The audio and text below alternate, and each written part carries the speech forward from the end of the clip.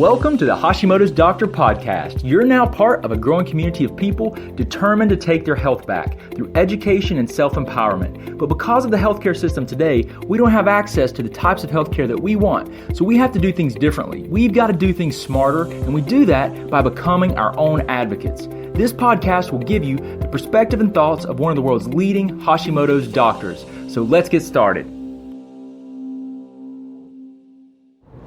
Good morning, Dr. Shook here. Hope you guys are doing well today. Today I want to talk to you guys about a topic and a question that comes up so often. And I think this is really important because it's probably not something that you have ever contemplated or thought about before.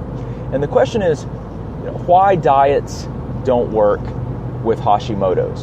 And really, guys, let me just tell you, this applies to anyone regardless of Hashimoto's. Okay, this is why diets fail. It's why they fail. So let me ask you a question. When you start a diet, when do you stop the diet? Okay, so you're probably sitting there thinking, well, when I lose enough weight, right? Okay, so when you've lost enough weight and you stop the diet, what are you going to eat? What are you going to eat once your diet's over?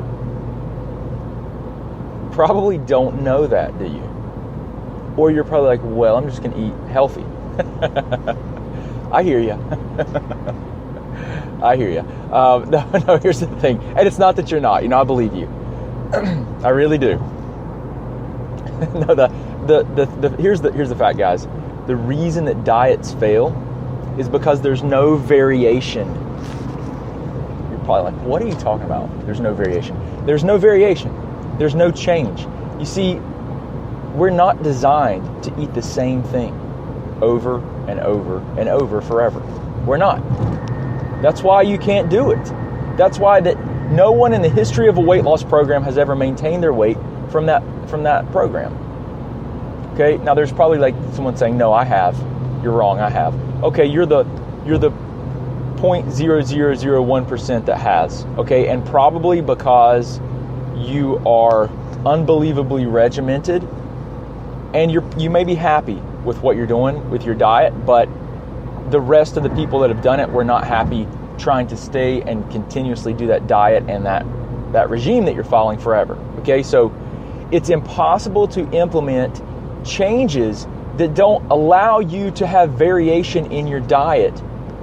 Okay, so what does that mean? It means that you, like the 6 times a day, the 6 meals a day, the fruits, vegetables, with, no cheat days or counting points or whatever, that just doesn't hold to, people don't follow that forever. They will not do it. They will not do it.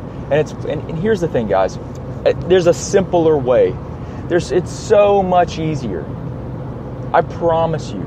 Now, it's going to fly in the face of, there are a lot of myths associated with this. So don't get kind of caught up in the myths of what I'm getting ready to share with you, because there are a lot of them. So on a face value, I don't want you to scream you're crazy, or I don't want you to think that what I'm going to tell you is not scientific, because it's more scientific than anything that you've done. I promise you. It's the original human diet.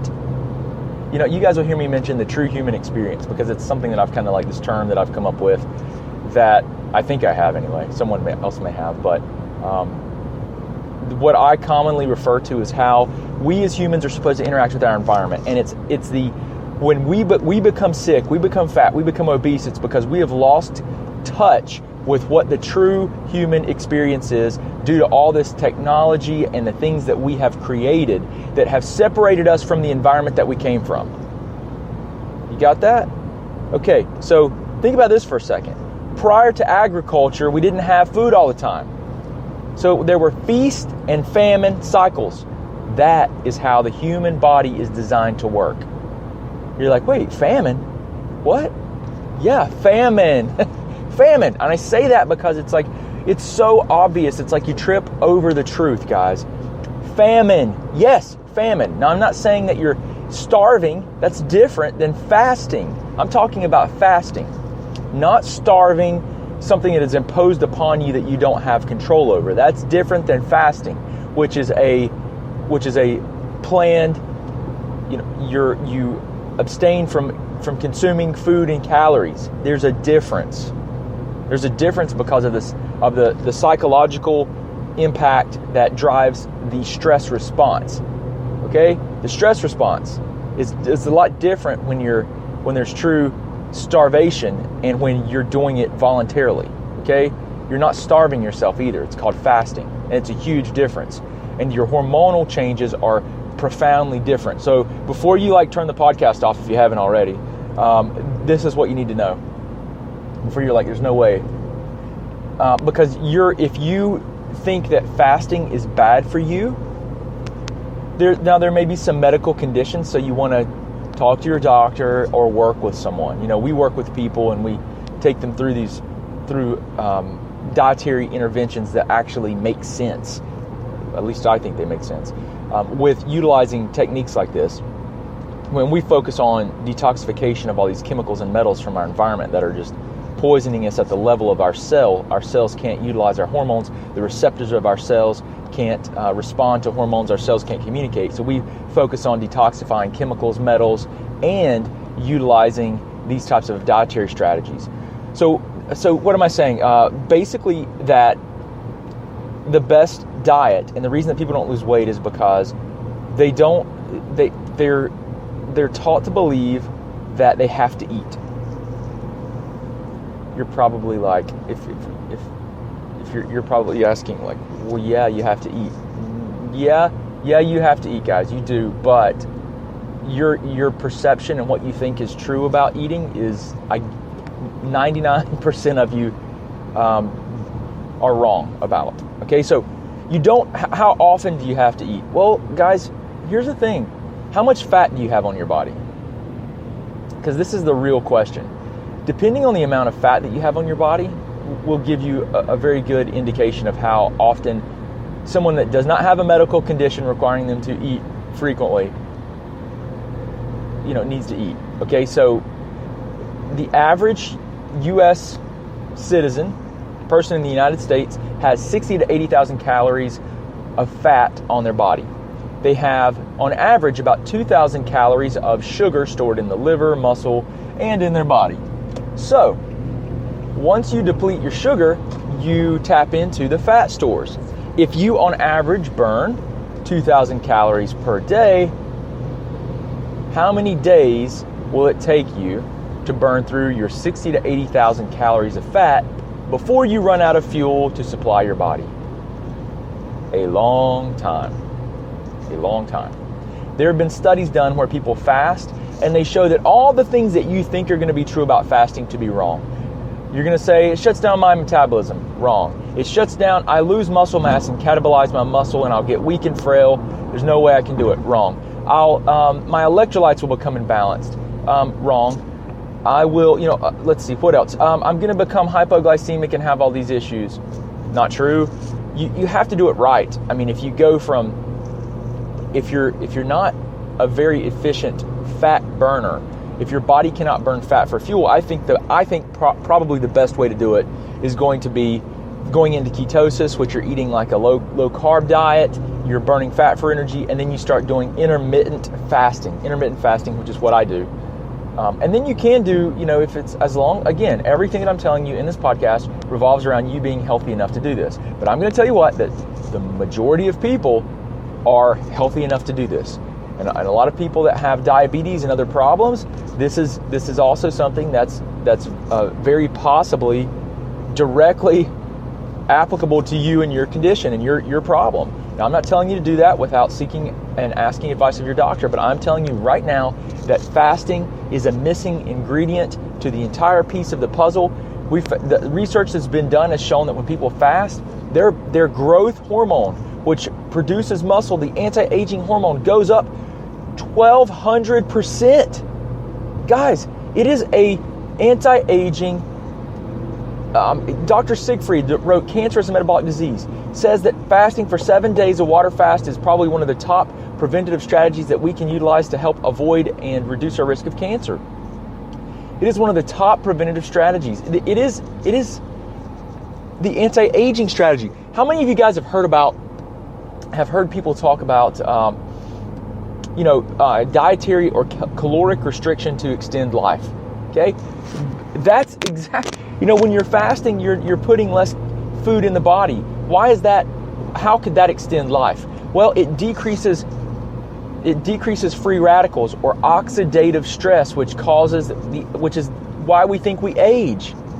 So the less food that you consume, the less oxidative stress you create, the longer the lifespan. So fasting, feast and famine cycles, which is what I'm talking about here, which is you eat, then you might fast, and you fast for a few days, then you feast again, has been part of the true human experience since the beginning of our existence. We have just become so disconnected with what it means to be truly healthy and what it means to actually, how are we supposed to live and interact with our environment as humans? We are so disconnected because of our our blessing and our curse, that we have this ability to not run purely instinctively as a lot of animals do, right? We're like the only ones that have this creative, educated part of our mind that allow us to override our instincts and do things differently, right? Do things differently than with how our body probably, was developed, and you can use whatever word you want to, evolved with the earth, whatever you want. Our instincts, we're able to disconnect from that. And I think that's why we're sick. And I think that's why your diets don't work, because there's no diet that works. Listen, the key is this. It's not fasting. It's not a particular diet. It's dietary variation. It's placing metabolic pressure and stress on your body so that your body, your cells are forced to adapt, so that your body goes between glycolysis and ketosis, burning fat for energy, burning sugar for energy. These are all things that we were designed to do. And most of us are stuck in burning sugar for energy, guys. We're stuck in glycolysis, in this only burning sugar for energy. That's not how I'm telling you guys, that's not how it's been. That's not how it's been since before agriculturalism, before we cropped out, before we farmed. And so what's happening is we have this epidemic of insulin resistance, obesity, and all of these problems that are occurring. And everyone's chasing this magic bullet. And guess what happens? They vary their diet, they lose weight. They stay on the same diet, they plateau. They don't lose weight. Maybe they even start gaining weight again. Dietary variation is one of the keys. Calorie restriction is your enemy. Okay, let me just say that. Calorie restriction is your enemy. If you do intermittent fasting like I do, then you need to eat all your calories for the day in a very small window of time, or you're going to have some major problems because you're going to shut your metabolism down.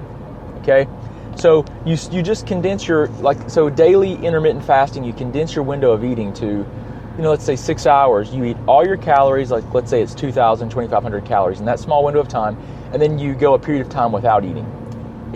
Guys, this is the research is showing us for diabetics and tons and tons of people that this is the absolute best way to lose weight, regain insulin sensitivity, and just improve and your body as a whole. Harness the power of autophagy, which is this just unbelievable power of the body to clear disease cells.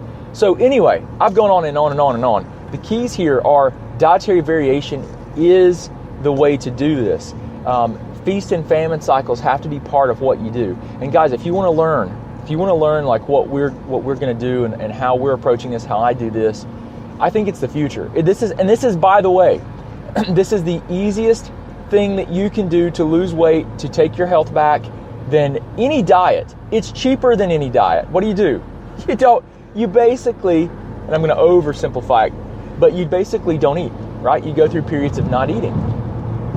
And you go through feast and famine cycles. It is normal. It is actually optimal and healthy. It's anti-aging. It's an